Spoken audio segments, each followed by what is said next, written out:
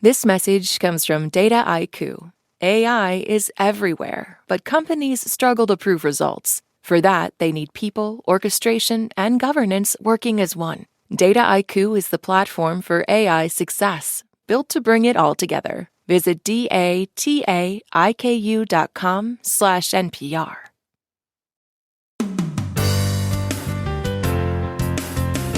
From NPR and WBEZ Chicago, this is Wait, Wait, Don't Tell Me, the NPR News Quiz.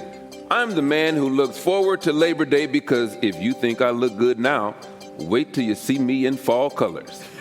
I'm Alzo Slade, and here's your host at the Studebaker Theater in downtown Chicago, Peter Sagal. Thank you all. Thank you so much. Thank you, Alzo. Thank you, everybody. We are off enjoying the second week of our summer break, but I have got to tell you, we are getting a little antsy. We want to get back to work and start grappling with the week's news again. That's right, we're idiots. Before we make that terrible mistake, we're going to satisfy our longing with some great moments from earlier this year. In May, I had the pleasure of talking to our old friend Ken Jennings, who of course went from Jeopardy champion to Jeopardy host. Peter took the opportunity to talk to Ken about his own appearance on Jeopardy, which, well, it didn't end as well as Ken's did. So as you know, Ken, as I may have mentioned bitterly a number of times when we've spoken, I myself was on Jeopardy many, many years ago. I did not do as well as you. But one of my memories was during lunch, I sat near Alex Trebek, the legendary host, and I heard him telling his producers, you know, nobody understands, this is the hardest job in show business. Now that you are in the host's chair or podium on Jeopardy, do you agree? Well, of course, it always flatters the person in the job to point out how hard it is. Yes. But I will absolutely back up Alex here. I mean, after he passed away, sadly, you know, during that guest hosting rotation, we had a lot of broadcasters in who had done everything. We had people who had reported from war zones, and to a person, they all said, wow, this game moves really fast.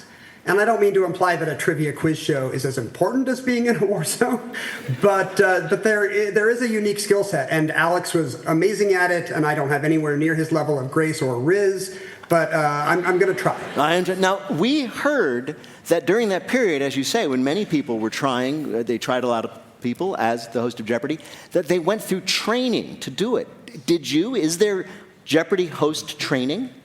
There is Jeopardy boot camp. The Jeopardy writers, the people who write the clues, impersonate Jeopardy contestants. Okay. Just to put you through your paces. And at first, they impersonate well-behaved Jeopardy contestants, doing the things we expect. Sure. As your difficulty level grows, they impersonate increasingly unruly and disobedient Jeopardy contestants, just to see what the host would do. Really? So can you give me some of the simulations that they put you through? Well, they don't become cantankerous necessarily, but they become erratic.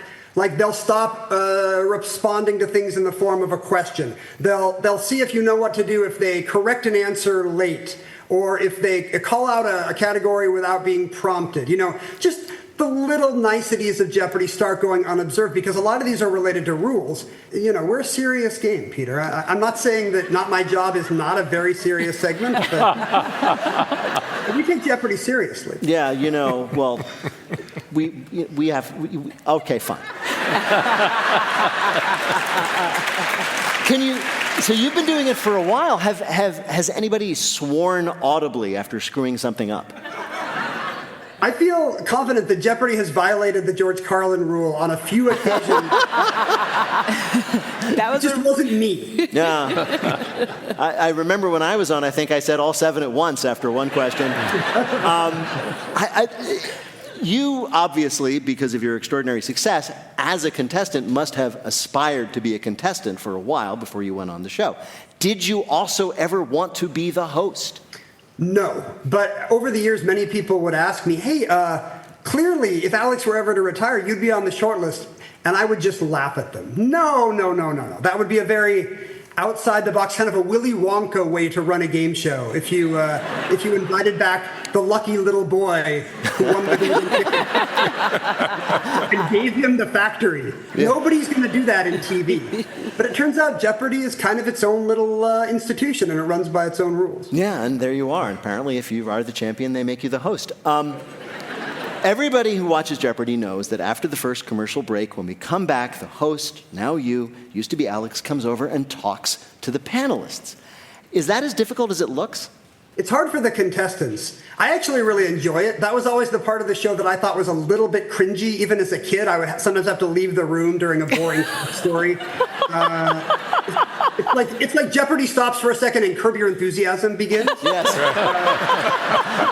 That's why the theme song changes just at that moment. The tuba comes in. So I worked very hard on making that a little more engaging. And the fact is, Peter, I've gone my whole life trying to get out of conversations with people in about 20 seconds. So, I was made for this. Famously, I believe this is famous, that when you did your amazing run of 74 shows, after the first, 20, you ran out of interesting things to say about yourself. You were a young man, you had only done so much, so that you just started making stuff up to talk about with Alex. Is that right?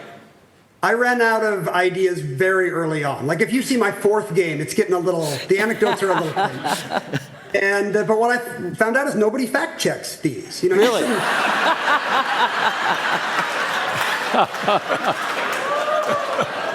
Have New Yorker's staff, Peter. You shouldn't say you have a Purple Heart, but if you tell us you were a birthday clown, we are not going to LinkedIn. Right. Yes. I was watching Celebrity Jeopardy, where I expected, because I know some celebrities, the questions to be a little easier. I was very impressed. The celebrities have gotten good. Do you think so? I feel like the celebrities don't get enough credit. I think generally people assume, I think because of the Will Ferrell sketches, people assume Celebrity Jeopardy is a cakewalk where it's like states that rhyme with schmelaware. Right. And as a result, I think they don't give the celebrities enough credit. Certainly we want them to play well. We know they're playing for charity. It depends on the category. If it's showbiz, you can ask celebs harder questions, perhaps, than civilians. So Right. It might depend on the category. Yeah, but if it's like working for a living for real, that, yeah. I'll take not having an assistant for 6 hours. Ken, is there any plans for like a dumbass Jeopardy? Because I have a request. Yes. I was going to say, well, that show already airs and it's called, and then I realized I would get in trouble. So Yes, okay. Oh, my God. Well, Ken Jennings, it is always a pleasure to have you with us. This time, we have asked you here to play a game we're calling... What is H&R Block? As some people may remember, your Jeopardy win streak ended with a question about H&R Block that you did not answer correctly. We're going to ask you 3 questions about that tax preparation firm. By the way, I've listened to Not My Job so many times over Yes. the years. I'm going, wait, is this the first time you're ever asking the guest about the single most traumatic thing that's ever happened?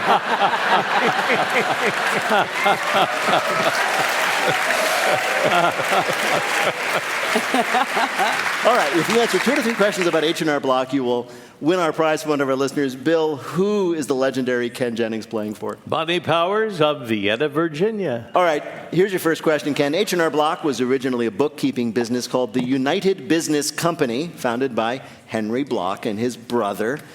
After his brother went back to law school, Henry took out a help wanted ad, which was answered by whom? A, the former head of the IRS under President Truman, who had just been fired by President Eisenhower. B, his mother, who told him he should hire his other brother. Or C, no one, so Henry just invented someone with the initial R so people would think the company wasn't just him. Wow. I'm going to guess B, his other brother? You're right. That's what happened. But he didn't phrase it as a question. He doesn't have to. He's off duty. All right, here's your next question. H&R Block is obviously known for their tax work, but they have another surprising source of revenue. What is it? A, they're majority owners of America's largest chain of Halloween haunted houses. B, they own the copyright for the GIF animated file format. Or C, they own the rights to the entire recorded music catalog of Parliament Funkadelic.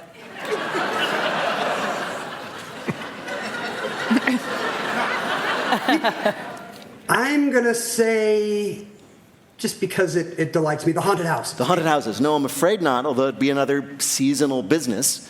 They own the copyright for GIFs because they bought CompuServe, and CompuServe, way back when, patented the GIF. Here's your last question. In 2005, H&R Block got in trouble when it was revealed that for the past 3 years they had made significant errors when filing whose taxes? A, 7 of the 9 Supreme Court justices, B, their own taxes, or C, every player in the New York Yankees. I mean, I'm going to say their own, B. You're right. They managed to screw up their own corporate tax return. And their excuse, but we used TurboTax, did not fly. Bill, how did the quizmaster Ken Jennings do on our quiz? Like a champ, 2 out of 3. Congratulations, Ken. Well done.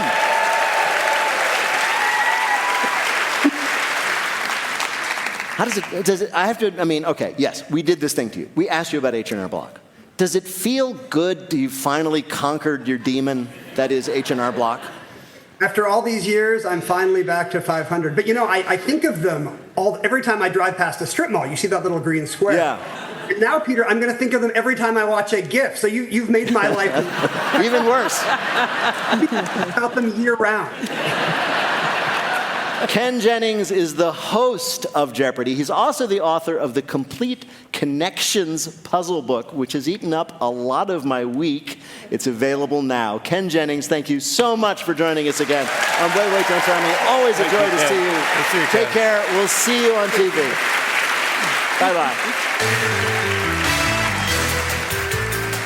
When we come back, Olivia Munn reveals that she went into acting because she was a failure at TV news, and a Catholic priest commits the venal sin of gossiping about the Pope. That's when we come back with more Wait, Don't Tell Me from NPR. Support comes from our 2026 lead sponsor of Wait, Don't Tell Me, Viking, committed to exploring the world in comfort. Journey through the heart of Europe on an elegant Viking longship with thoughtful service, destination-focused dining, and cultural enrichment, on board and on shore. And every Viking voyage is all-inclusive with no children and no casinos. Discover more at Viking.com. Support for NPR and the following message come from Ollie. Matching outfits, extravagant birthdays, many nicknames, a few classic moves of a dog-obsessed parent. Ollie is obsessed with how obsessed you are with your pup, so they strive to give your dog the best. From fresh, human-grade dog food to in-app health check-ins to track your dog's well-being. Visit ollie.com/wolf and use code WOLF to get 70% off your welcome kit. Ollie, feed the obsession. Support for this podcast and the following message come from Data IQ. AI agents are transforming how enterprises work. The problem is many operate in secret. The right people rarely know what their agents are doing, if they're doing it right, or that they even exist at all. Data IQ gives companies one place to see, control, and measure every agent across the entire business. Visit dataiku.com/NPR. That's DATAIKU.com/NPR. From NPR and WBEZ Chicago, this is Wait, Don't Tell Me, the NPR News Quiz. I'm Alzo Slade, and here's your host at the Studebaker Theater in the Fine Arts Building in Chicago, Peter Sagal. Thank you, Alzo. Thank you, everybody. And hey, if you're listening at home right now or wherever you are and you think the people here are having a good time and you want to see what that's like, have I got good news for you. You can always come see us live here in Chicago and also on the road. We'll be at the beautiful outdoor Rose Music Center in Dayton, Ohio. Enjoy one last blast of summer in the great outdoors with us. That's on September 3rd. And we will also be at the Orpheum Theater in Omaha, Nebraska on September 24th. And we've got more. Our comedy grab bag show is coming September 9th to the Den Theater in Chicago. Alzo Slade will be hosting. You'll hear stand-up from Wait panelists and see special guests like me. For tickets and information to all our live events, just go to nprpresents.org. Okay, so in order to help get through our news quiz withdrawal while we're on vacation, we've decided to relive some moments from earlier in the year. Imagine us all at a resort somewhere, ignoring our families, lip-singing along to the Not My Job game. Yeah, it's a little sad, really. Now, that said, some of these segments are real bangers. For example, here is guest host Negin Farsad talking to actor Olivia Munn back in April. She asked Olivia, the star of Your Friend and Neighbors on Apple TV, how her career began. So I graduated college. I majored in journalism. And I always wanted to get to LA, and I wanted to be an actor. But my mother's an immigrant. And so when I told her I wanted to be an actor, it was like, that's insane. We're not doing that. You're going to be a doctor or a lawyer. Mm-hmm. And but then I was like, I just love storytelling. So I was like, what about a journalist? And she's like, well, what exactly is that? So I pointed to like the people on the news. She's like, oh, okay, that's okay. And so, so I go there, and then she made me a deal. She's like, I'll support you if you want to go to LA, only if you use your degree for 1 year. So I worked at this NBC affiliate in Tulsa, and I did the assignment desk. And people who have done journalism or been in a newsroom, the assignment desk is where you get all the calls. You get people calling in, like, with complaints or nice things, just everything. But there's also all of these police scanners, which is like the most important thing for you to do. There's police and fire department, paramedics, and you're supposed to listen to all of them at once and be able to call it out. And I was the absolute worst person at that job. I'm sitting at the desk, and I hear nothing, and then you just hear a reporter over there being like, there's a school bus on fire on 83rd Street. And I was like, there is? And then a year to the day, I went in and I was like, I'm leaving. I'm not going to be staying here anymore. And they go, great. Well, you're now on Friends and Neighbors, and John Hamm's character takes to robbing his friends on that show, which made me question, which of your friends or neighbors would you like to rob? Ooh. Yes. Yeah. So, such a good question. I'm not, when I'm in New York, there are so many more like cool, rich, artsy people around. And I mean, he's my friend through my husband. So I just have to say that when I say that, like, don't be like, oh, she's name dropping, because he's not my friend. But I've been to his house, and like Steve Martin has like the best art that you can imagine. It's just like, it's like the coolest stuff. Like, it's really like everything's cool and curated in this. And I'm like eating a kebab like right next to like some like ridiculously expensive painting, and I just want to go like that. You want to touch it with your kebab finger? I want to scrape it. I want to feel what it feels like that. Something else. It's something. You know what? I should go. You never asked me about that, and I'm just literally. Well, Olivia Munn, we've asked you here to play a game we're calling Our Friends and Neighbors. You star in the show Your Friends and Neighbors, but what do you know about the NBC sitcom Friends and the Australian soap opera Neighbors? Answer 2 out of 3 questions correctly, and you'll win our prize for one of our listeners, the voice of their choice on their voicemail. Bill, who is Olivia playing for? Alyssa Hosey of Greensboro, North Carolina. All right. All right, well, we'll start with Friends. Here's your first question. The barista at Central Perk, where the friends hung out, was Gunther, played by James Michael Tyler. Gunther was only supposed to appear in a single episode, but the producers kept him around. Why? Was it A, because Tyler was a huge Knicks fan, so the writers would ask him how to make Joey sound like a real Knicks fan? Was it B, a network executive thought the way Tyler answered the phone was the funniest thing in the show?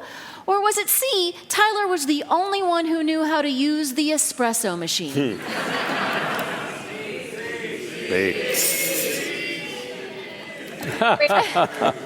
Just so you guys know, B and C sound a lot alike. They're saying E. I need you to say banana or cat. Okay, just so you know. I do believe they said cat. Banana and cat sound a lot very similar. Keep going. Okay, they were saying C. Yeah, I feel like that's what they were saying. C. That's right. The answer is C.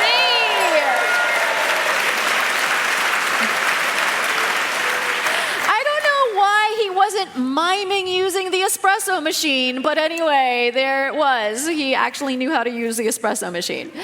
All right, let's jump over to Neighbors. Here's your next question. In a 2013 episode of Neighbors, bad boy Kyle Channing became temporarily blind after staring directly at an eclipse. What circumstance led him to look straight at the sun? Was it A, his kidnappers held his eyes open and pointed them at the sun? Was it B, a dog stole his eclipse glasses and ran away with them? Or was it C, he was trying to win $10,000 in an eclipse staring contest? Okay, so Neighbors is a soap opera, right? Yeah. I'm going to guess it's B. That's right, it's B. How did you know? The dog stole his glasses, and he just looked anyway.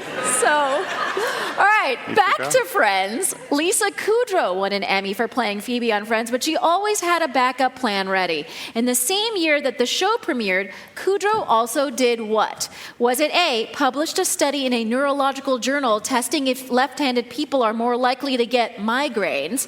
Was it B, completed an internship at the 3 Michelin star restaurant The French Laundry?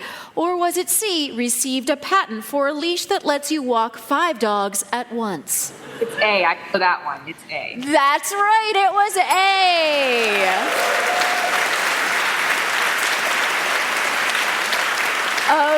Bill, how did Olivia do on our quiz? Olivia was perfect. 3 right.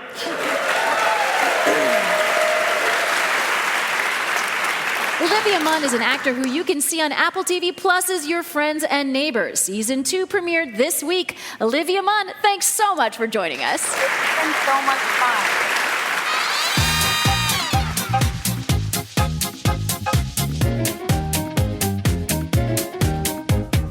A few weeks later, I took another week off, and this time Tom Papa got to fill in and talk to our guest, Father James Martin, a Catholic priest, a regular in the late-night circuit, and a best-selling author. His latest book is a memoir about all the summer jobs he had as a kid, and Tom got right to the most important question about it. So your book is all about your past summer jobs, starting off when you were a child. Which job made you believe in God the least?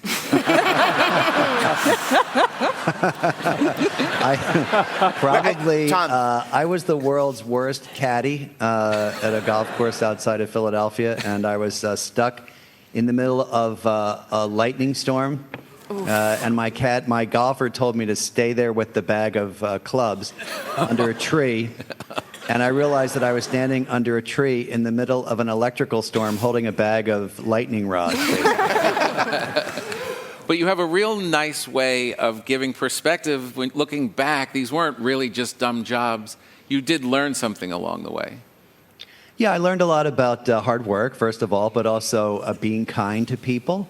Because when you're humiliated as a busboy or a dishwasher or a caddy, you learn how not to humiliate people. It was as effective as a year's worth of homilies on being kind. Yeah, I was a busboy, and they are mean to you when you were a busboy. I was probably 15 years old, and a guy was really mean to me, and I wasn't really as poised as you were, and when he demanded that I give him rolls, I may have licked one or two. I wouldn't do that now, Father, but back then... So you are confessing. I was going to say, that's 3 Hail Marys. That's right. I absolve you 40 years later. Thank you. Now, you made a playlist to accompany your book, and it has everything from Afternoon Delight to Rock Lobster on it. Do you actually make the playlist yourself? And more importantly, what do you consider an afternoon delight? As I say in my book, it was a mark of some distinction if at age 15 in the summer of 1976, you knew what an afternoon delight was. So we consider ourselves very cool. You know, that playlist actually is from the book. And in each chapter, I mention, a song or two that was popular during the summer. And I tell people, this is not the playlist that I would look back and say, these are the songs that I like now from that time period. These are the songs that I actually listen to. So including Afternoon Delight. But, my taste, I would say, develop a little bit more as I get older. I'm Catholic, and I travel around the country as a comedian all the time, and I go into all of these churches when I'm on tour. I try and fit it in on Saturday before the show or before I fly back on a Sunday. And I really have noticed in the last couple of years, these churches all around the country are filling up. There's a lot more activity. It seems like from the early days to now, it seems like there are a lot more people going to church. Do you find that true? And do you think having an American Pope has anything to do with that? I'd say a little of it. People have been thinking about this, people who enter the church, for maybe a longer time than he's been Pope. But he's certainly given people, a real shot in the arm. And it is really something to listen to the Vicar of Christ speak in flawless Chicago English. Yeah.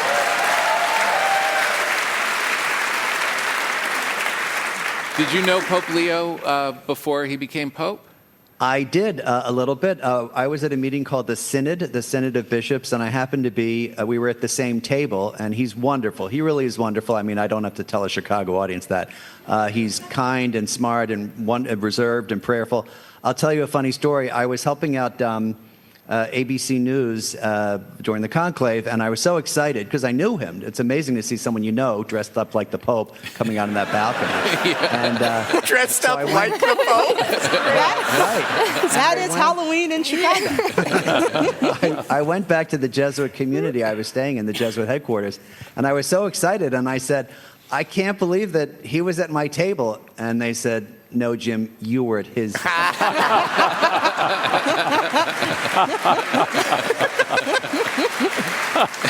One of my favorite lines was among the Italians, it was not exactly a huge surprise, but he was kind of on the second tier of guys who were being considered. One of the Italians said that he was the least American of the Americans. Which was a compliment. Yeah. Well, Father James, we've asked you here to play a game we're calling... Don't take confession, take these concessions.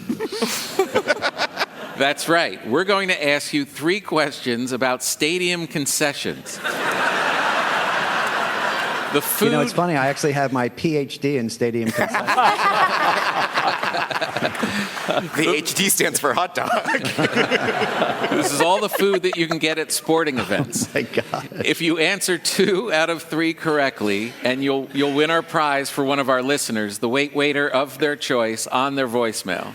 Bill, who is Father James Martin playing for? Lauren Joyce of Chicago, Illinois.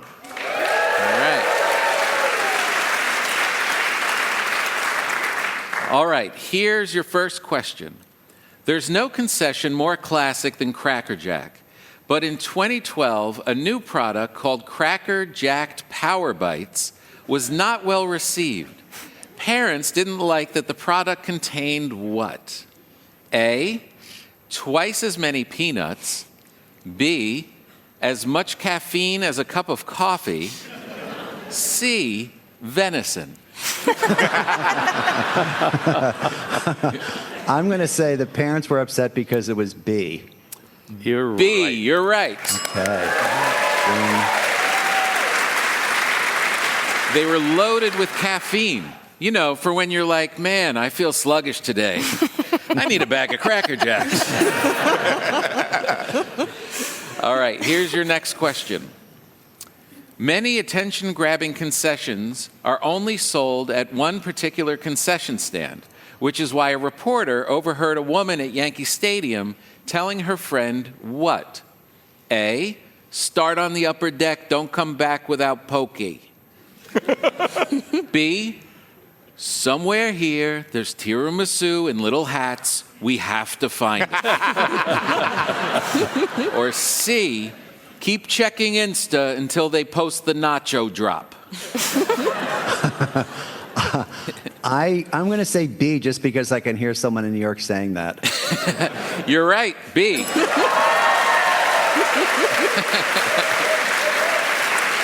Today I walked into a store with my Phillies hat on. I'm from Philadelphia. And someone said, hey, you expect me to serve you with that on? You feel like you're in a movie sometimes in New York. And then you show him the collar, and he's like, I'm sorry, what do you want? That's exactly right, and I want it for free, too. The Lord giveth. All right, you're doing great. Here's your last question. The most unbelievable concession we found is sold at Mercedes-Benz Stadium, home of the Atlanta Falcons, where you can get what? A, actual falcon wings with buffalo or barbecue sauce.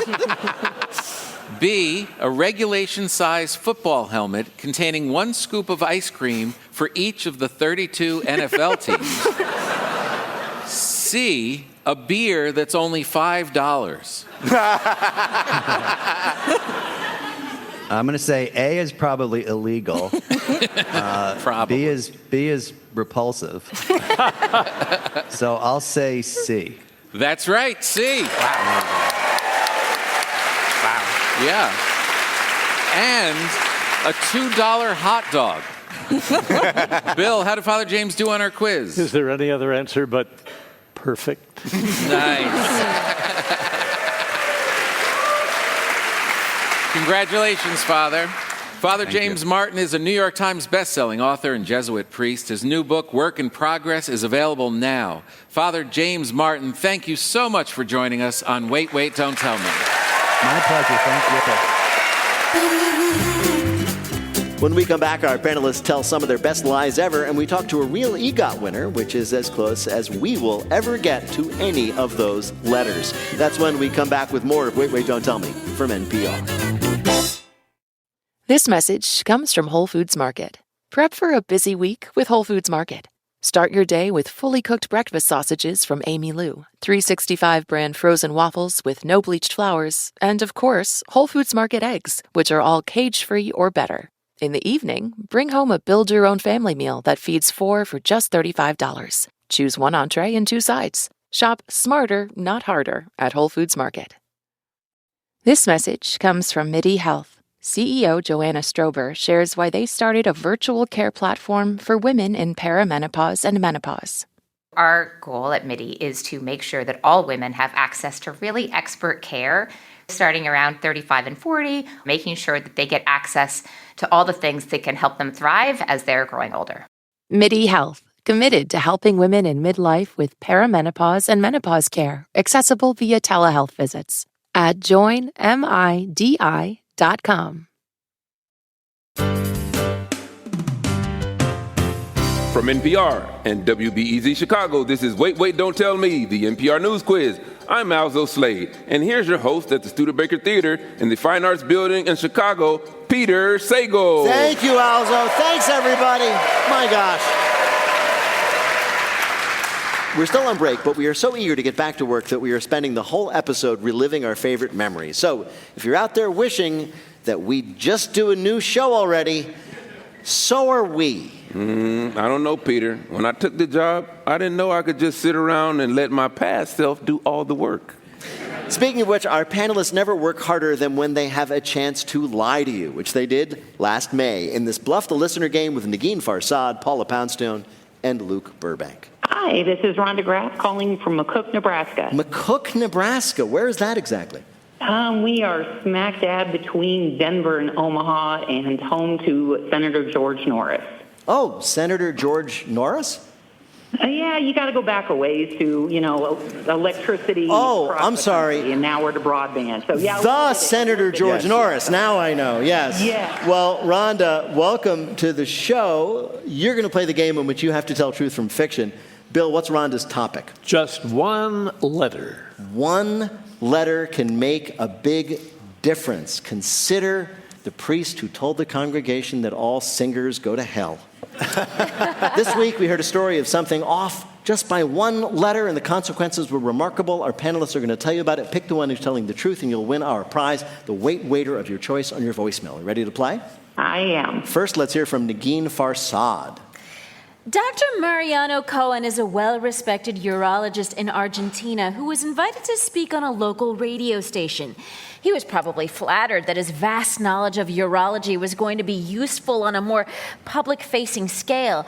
It's about time that the study of the testes, prostate, vas deferens, and yes, the seminal vesicles be taken as a serious matter of public health and not as an uncomfortable joke made by dirtbag comedians on silly quiz shows. knows. But when the urologist went live on the airwaves, the first question he got was, where did he study to become a ufologist? As in, someone who studies UFOs.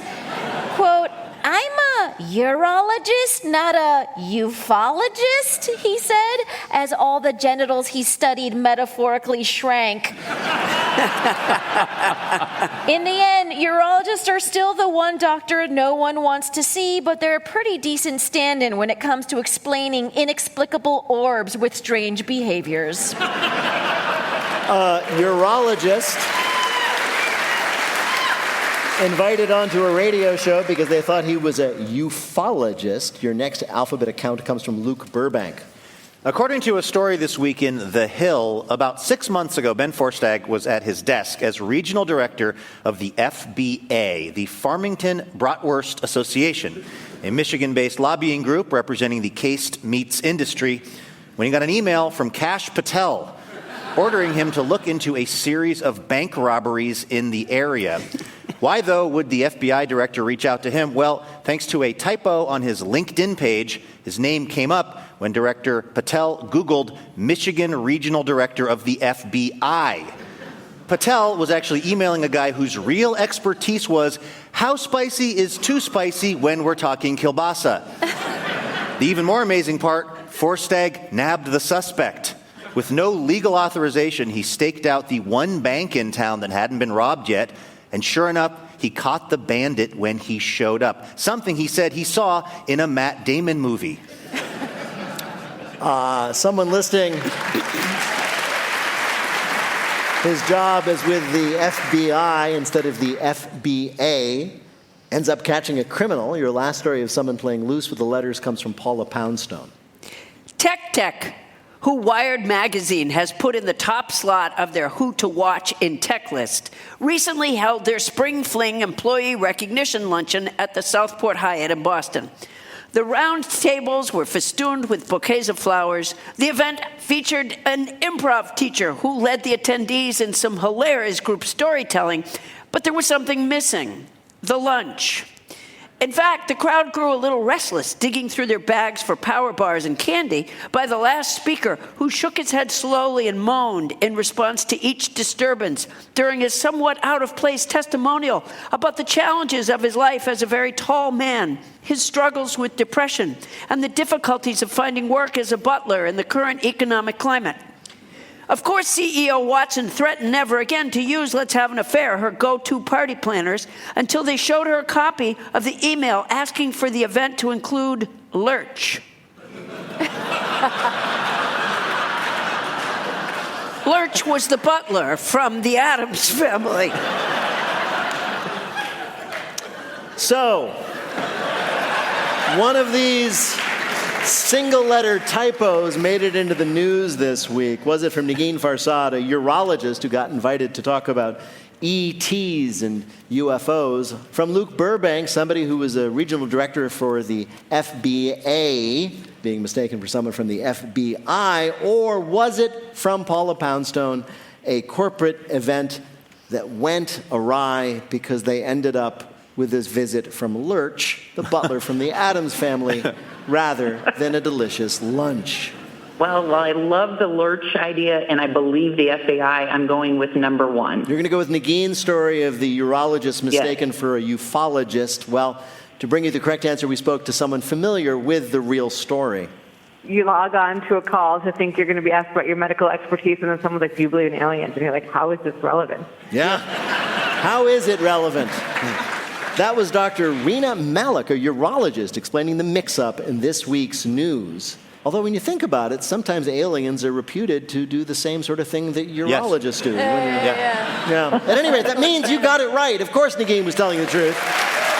You earned a point for her. You've won our game. You get to choose the voice of anyone you might like on your voicemail. Congratulations, and thanks for calling. Thank you. Thank you.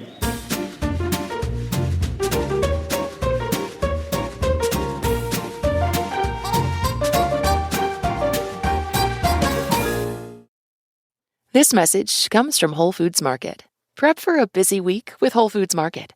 Start your day with fully cooked breakfast sausages from Amy Lou, 365 brand frozen waffles with no bleached flours, and of course, Whole Foods Market eggs, which are all cage-free or better. In the evening, bring home a build-your-own family meal that feeds 4 for just $35. Choose 1 entree and 2 sides. Shop smarter, not harder, at Whole Foods Market. This message comes from Progressive Insurance. Insurance isn't one size fits all. That's why drivers have enjoyed Progressive's Name Your Price tool for years now. With the Name Your Price tool, you tell them what you want to pay, and they'll show you options that fit your budget. So whether you're picking out your first policy or just looking for something that works better for you and your family, they make it easy to see your options. Visit Progressive.com. Progressive Casualty Insurance Company and Affiliates. Price and coverage match limited by state law. Support for this NPR podcast and the following message come from Carvana. Selling your car? Carvana has offers so good, they're almost inexplicable. Sell your car 100% online in minutes. Visit Carvana.com today. Finally, speaking as a theater kid, here's one of my favorite interviews of the last year with the composer, lyricist, and EGOT winner, Bobby Lopez.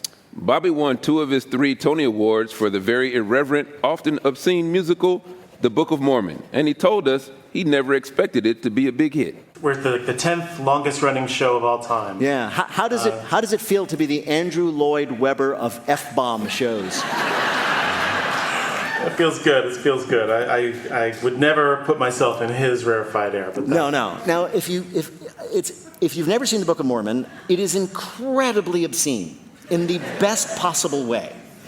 And I heard a story. It was actually in Josh Gad's memoir. Josh Gad from the original cast. He says he was at an initial workshop. You were working out the show, and he like read or performed one of the songs, and he actually said to Trey Parker, one of the authors, he said, "You can't do this. This is too offensive. People will kill you."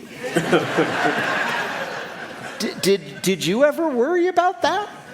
You know, I give him this. When you read the Book of Mormon on the page, you know, there's a convention in writing the scripts out where all the lyrics are in all caps. Yes. Which looks like screaming. Yes. So when you have the lyrics to Hasadiga Ibuai filling the page, it really jumps out at a different tone than the music makes it much sweeter. Yeah. And so the music, were you surprised that this musical about Mormon missionaries with its extraordinary language and themes and sense of humor was the monster hit that it became? We were hoping to run a year and maybe get some protesters. But instead we became this long-running mainstream right down the middle hit, which still baffles me. I know, it's amazing. And the amazing thing is, the Mormon church was okay with it, right? They kind of got on board? Yeah, they kind of judoed us. They were like, let's put an ad in the playbill. You've seen the show, now read the book. Great ad.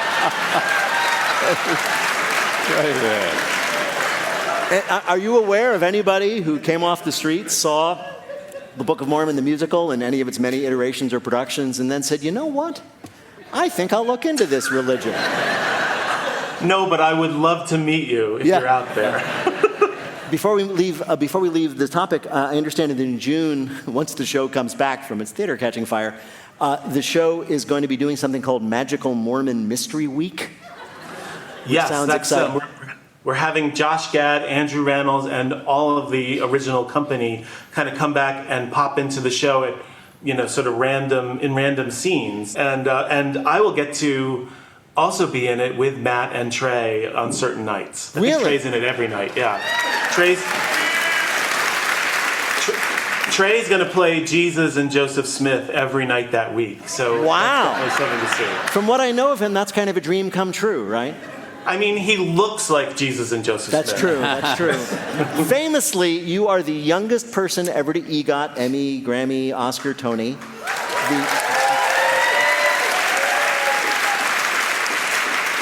And you also are the only person, as far as I know, who's done it twice in each category, sometimes more than twice.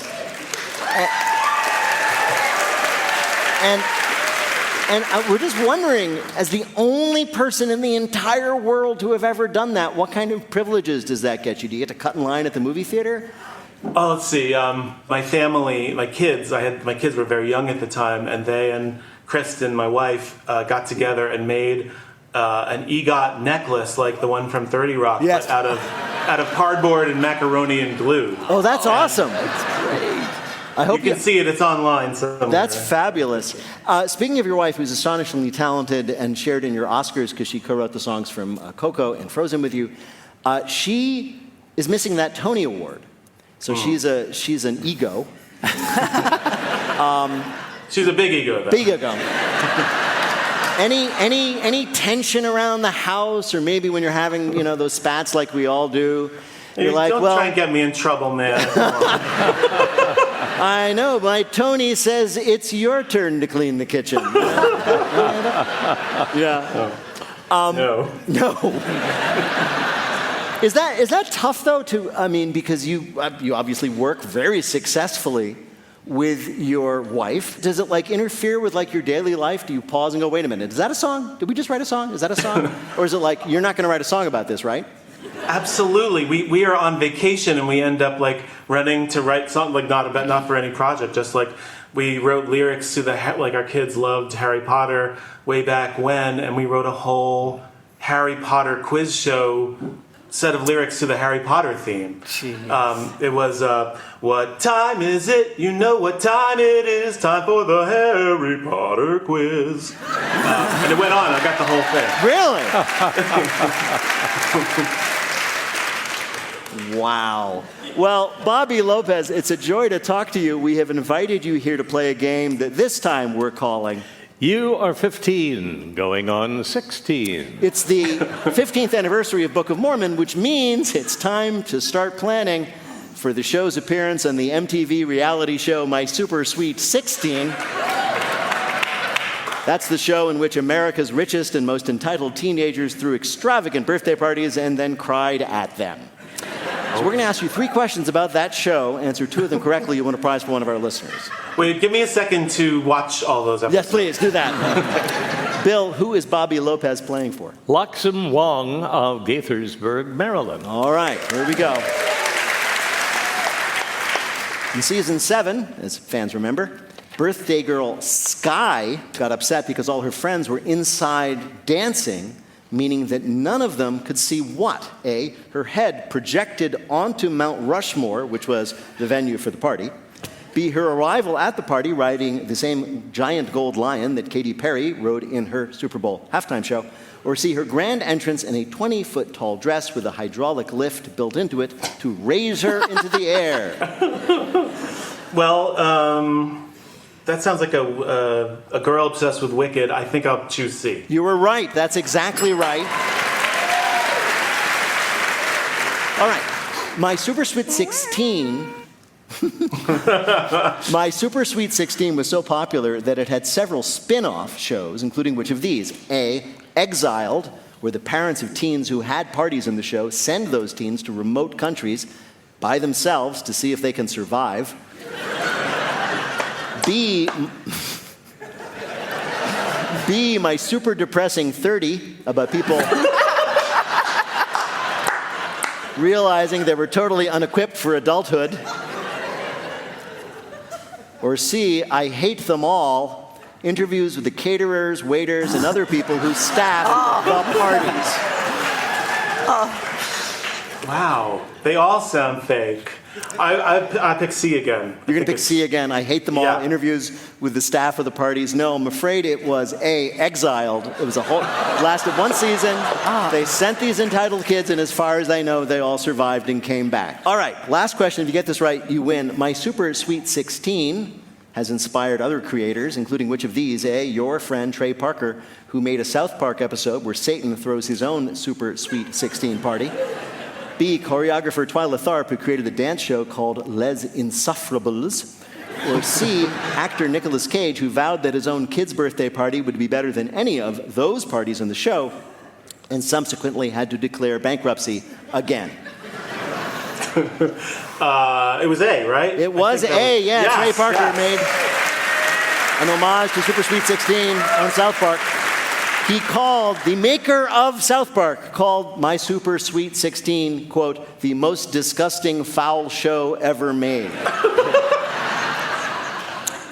Bill, how did Bobby Lopez do in our quiz? He got 2 out of 3, and that's good enough for us. Bobby Lopez is the double EGOT winning songwriter and composer of Book of Mormon, which you can see during Magical Mormon Mystery Week at the Eugene O'Neill Theater from June 9th through June 14th. Bobby Lopez, thank you so much for joining us. And wait, don't tell me. What a pleasure to talk to you. Thank you. Take care. Bye-bye. Bye-bye. Bye, Bobby. That's it for our We Can't Wait to Get Back to Work edition. We'll be back next week, but first let me tell you, Wait, Don't Tell Me is a production of NPR and WBEZ Chicago in association with Urgent Haircut Productions, Doug Berman, Benevolent Overlord. Philip Goediker, Red Star Limericks, BJ Liederman composed our theme. Our program is produced by Jennifer Mills, Miles Dornbos, and Lillian King. Our Y fan is Peter Gwynn. Our Vibes Curator, that's Emma Choi. Technical directions from Lorna White. Our CFO is Colin Miller. Our Ops Manager is Jasir Vardak. Our Production Manager is Robert Newhouse. Our Senior Producer is Ian Chillag, and the Executive Producer of Wait, Don't Tell Me is Mike Danforth. Thanks to everybody you heard on our show this week, all of our panelists, Alzo Slade, and that deep basso profundo voice you heard, well, that was Bill Curtis. Thanks to all of you for listening. Thanks to our fabulous audience here. You're the best. I'm Peter Sagal, and we'll see you next week with a brand new show.